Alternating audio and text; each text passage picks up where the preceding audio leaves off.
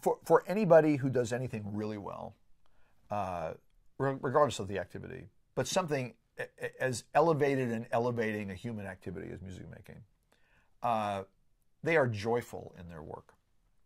And I think many people who have the idea that they want to start to play an instrument have an anticipation of that being a joyful experience. I think what discourages many people who start is the absence of joyfulness from the very beginning. With the thought in mind that just suffer a little while longer. Trust me, the joy's out there waiting for you. You just need to just do a little more suffering.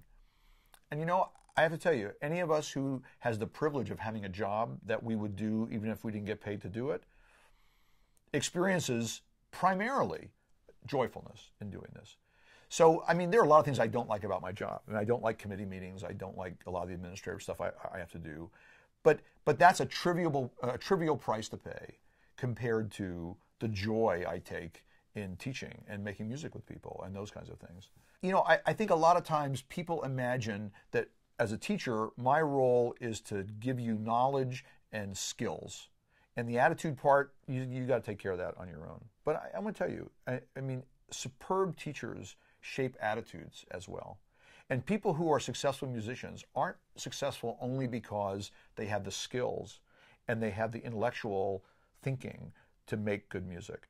They have an attitude of a productive, successful, expressive music maker as well. And those attitudes are shapeable by a teacher who's attentive to that aspect of learning to be a musician.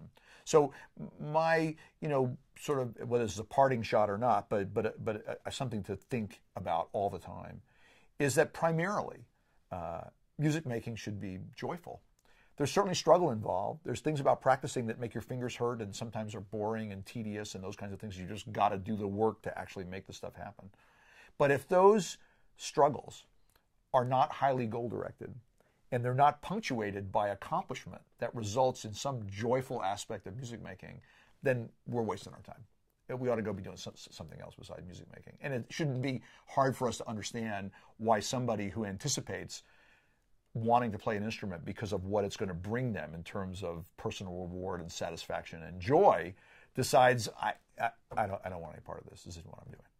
And the thing I often ask my students here is every time you meet your student, whether it's a half-hour lesson or an hour lesson or a class with an ensemble or whatever it happens to be, 20% of that time, at least, and I don't know where I picked that number, but some big chunk, we'll say 20%, should be composed of uninterrupted, joyful music making. Not mindless music making, not just goofing around. I mean, working really hard to do something beautifully.